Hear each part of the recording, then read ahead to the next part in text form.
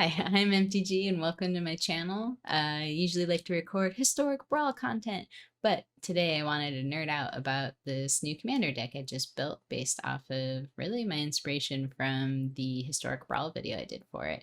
So the commander is called Falco Spara Pactweaver, and it is one colorless, a forest, a plains, and an island to cast it. And so what's really cool about this commander is it comes with built-in protection. And when you have a 4-cost commander, it can get pretty expensive if there's multiple board wipes or a lot of ways that it gets targeted for removal.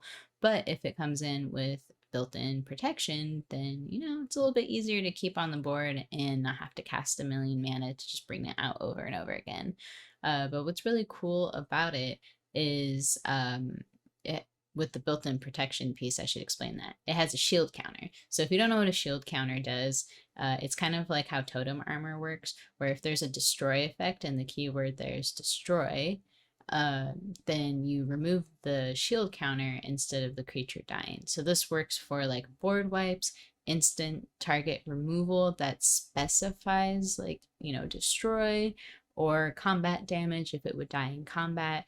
You just remove the shield counter instead. So another way to look at it is like a baby indestructible counter. It's just there. It's a cute little counter. It stays there for a little bit. But what's cool about that is, again, commander comes in with protection. So that's pretty dope. The other thing that I really liked about this is that you can look at the top card of your library at any time. And so that just adds a lot of advantage. Especially because if you're like, oh, am I going to hit my next land drop? Is this going to happen? You have ways of just kind of trying to figure out what your next plays are based on what might be on top of your deck. So if you might have something that can help shuffle, like a fetch land that you might want to crack early to get something else on top of your library, that's really good knowledge to have. And then the other cool part is you can remove any counter. So it doesn't have to be a +1/+1 counter. It can be a shield counter, it can be a flying counter, but whatever counter it is, you can remove it. And then in addition, you have to pay the card's cost, but you can cast whatever you want off the top of your library if you remove a counter. So that's pretty sweet. And another piece with this is it's also flying and it has trample. So if you're playing a deck with counters, it's not very hard to pump up your commander to start being a serious threat for dealing commander damage, especially if it has built-in trample. So there's just a lot of really cool directions that you can take this commander, but I did want to keep it at mid power because I personally don't like playing with combos or any sort of just 2-card out of nowhere win the game things. And that's just because that's my preferred play style. Nothing against those of you who like that kind of play style. Again, the focus for this is just mid power because those are just the kind of games that I enjoy a bit more. But there were a lot of really amazing cards between the color identity here because, Simic has so many crazy, I will say, busted cards that are just insane. And then white offers a lot of protection as well. So when you add those together, you get some really interesting directions that you can take. And it's really hard to know sometimes, there's so many good cards. How do I cut back? So when I was building this deck, I just decided, you know what, the best way that I'm going to kind of know what to build around or what direction I want to go is creating kind of a framework of expected synergies that I wanted to see. So some of those are creatures can double counters on other creatures. Some creatures can give other creatures counters, give themselves counters, and then multiple outlets to move counters, because it's one thing getting the value of those counters, but you kind of want to keep those around, right? So if you need to move a counter to store it on the Ozolith or using nesting grounds, those are ways that you can kind of keep the value of those other cards. If they had ETB effects and then something dies, you won't necessarily lose that value or have to depend on, rebuilding all those counters back up if you have a safe way to store them somewhere else. So what's really interesting too is if you can proliferate those counters as well. So if you have something with a shield counter and then you proliferate those shield counters and then you move those shield counters, like now you're kind of spreading out the protection that you have available. And then if you have +1/+1 counters, which a lot of cards out there do offer, you can burn those like more common kind of counters that pop up, even if it weakens the strength and toughness of your creature, to cast spells off the top of your library for possibly more advantage. So there's some really interesting things that you can do to gain advantage with this. And one of the things that I think really brought in some interesting tech was some of the new cards that came out with this new Capenna commander deck. So one that I really like is Resourceful Defense. So before I mentioned like the Ozolith and Nesting Grounds. So Nesting Grounds is really cool because it moves like permanents or counters between permanents. So it doesn't have to be creatures. You could move a shield counter to an enchantment. You can move it to land. You can move it to whatever you have that's a permanent on the board to help keep those protected. Or if you're doing something kind of creative and wild, you could put it on like an enchantment and give like, death touch or something with a death touch counter and then destroy everything on the board. So there's some really interesting ways I think people will think of how to like use like these movements of different counters around.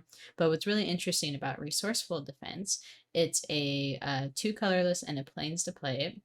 It's an enchantment, and whenever a permanent you control leaves the battlefield, if it had counters on it, put those counters on target permanent you control.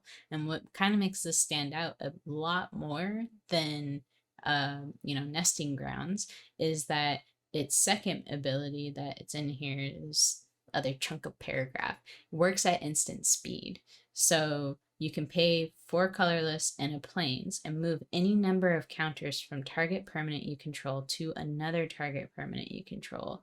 And that's really cool because it opens up some creative ideas of like how you want to utilize your counters.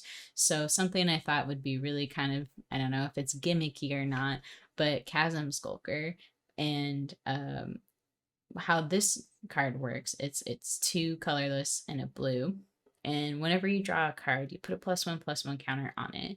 And then when it dies, create X11 squid blue creature tokens with Island Walk, where X is the number of counters on Chasm Skulker.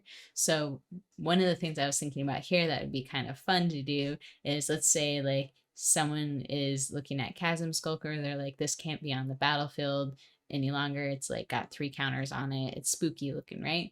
But they go to destroy it with a, some sort of removal, targeted removal. And what's funny about this is if you have a shield counter, you can move a shield counter to protect it. Or if you're looking to get those tokens, you could remove like a bunch of counters off one creature and put it onto there, boost the amount of counters at instant speed, and then poof, you get way more tokens off of that dying. So that was like one interesting way I was thinking of like, well, Chasm Skulker is probably going to be a target for removal, likely exile target. So it would be really interesting to see like how like this will play out. But I think another thing of note here is Resourceful Defense can also instant speed move shield counters around, hexproof counters around, death counters, So if you have a death counter that's stored and you're in combat before or after like blockers are declared, you could move a death counter to that, and then maybe your opponent doesn't want to block that creature, or you do it and you trick them into blocking that creature and it dies. So that's just some like really interesting kind of gimmicky tricks that you can try with this, because introducing instant speed with like moving counters around is pretty batty bonkers. So I'm super excited to see like what other people do with that and the other kind of, I don't know, shenanigans people think of. But yeah, so basically the backup plan is if this card gets removed, then Nesting Grounds, it's sorcery speed, but it still moves, counters between any target. So, or permanent. So like that is still pretty good. Not instant speed, but still effective and still interesting to kind of build around, right? So some other tech that I thought would be really, really cool is Family's Favor. It's 2 colorless and a forest. It's an enchantment, and whenever you attack, put a shield counter on target attacking creature. Until end of turn, it gains whenever this creature deals combat damage to a player, remove a shield counter from it. If you do, draw a card. So for creatures that I think would work really well with this is something like Vorinclex Monstrous Raider.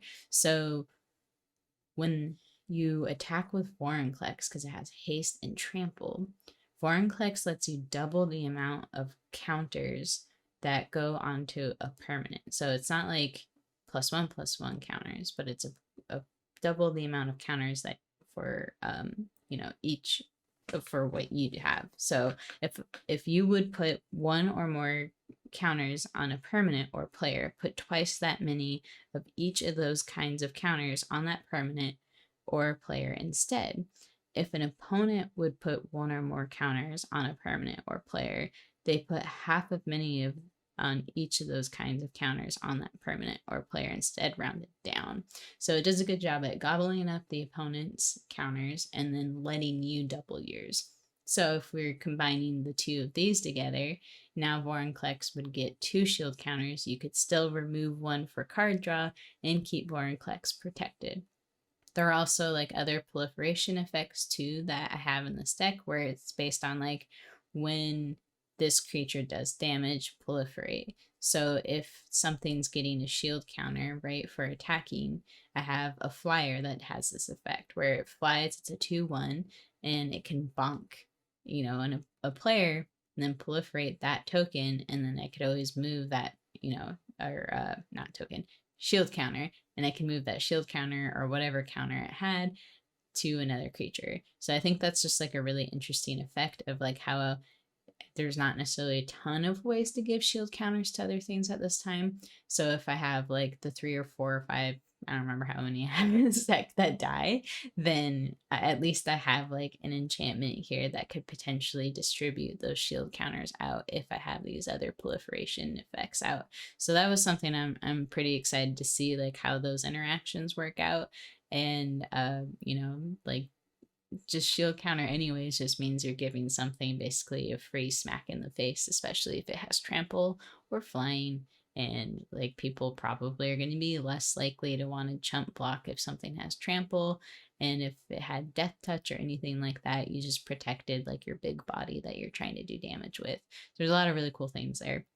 And then the last card I wanted to cover, which I'm really excited to test out because I think Goad is such an interesting ability. I haven't done too much with it, but this card's really, really cool. It's called Cross Defense Contractor. So it's the same cost as the commander, one colorless, a forest, a plains, and an island. And how this creature works is at the beginning of your upkeep, put a shield counter on target creature an opponent controls. And whenever you put one or more counters on a creature you don't control, tap that creature and goad it.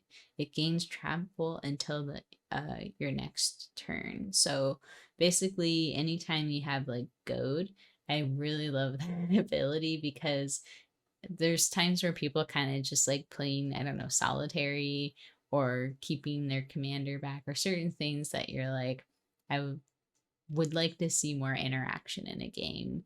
And Goad kind of forces people to do that, or maybe even to get out of their comfort zone a bit. And I also like the idea too of like how this could potentially have like a political play when you're doing stuff, because like if someone's arch enemy at the table and someone else has like one big creature, but maybe they're scared of losing it, if they swing in at the arch enemy, you can be like, hey, I'm going to give your guy, indestructible, will you attack so and so? Like doing that kind of stuff I think can lead to some interesting politics. So I'd be curious like how well this works out, because what's interesting is like usually goad I feel like is almost like a punishment, because you could goad someone's commander and force it into combat and it dies. But what's interesting about this is you're essentially protecting that creature by putting a shield counter on it and be like, hey, I'm going to goad this creature, but it probably won't die unless someone had like Deadly Rollick and exiled it. But what's cool about that is, again, you can kind of make deals and encourage people to do things that may not normally happen in the game to kind of give yourself a little bit of an advantage. So I'm really curious like what this card will do, or like even if it will last long on the field, or if people will just get super annoyed because they're like, I don't want to attack with my things. But yeah, so that's kind of a breakdown so far of the deck.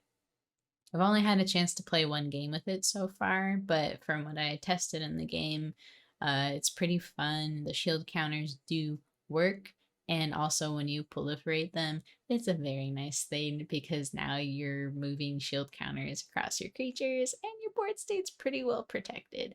And there's just a lot of really cool stuff that you can do in this color combo to stay protected and keep your board state protected. So like I've really enjoyed just this first game, and I'm excited to see what else this deck can do. But yeah, thanks for hanging out and listening to, I don't know, me talking about all this stuff. But I hope you enjoy like the new Capenna set, and I'm excited to see like all these other builds. If you have any card recommendations, I will be sharing my deck list in the little summary thing below the YouTube box. Is that the technical term? But yeah, so I'll be sharing my deck list below, and feel free to just take a peek and let me know if you think something's a cabbage card or if you would suggest something else.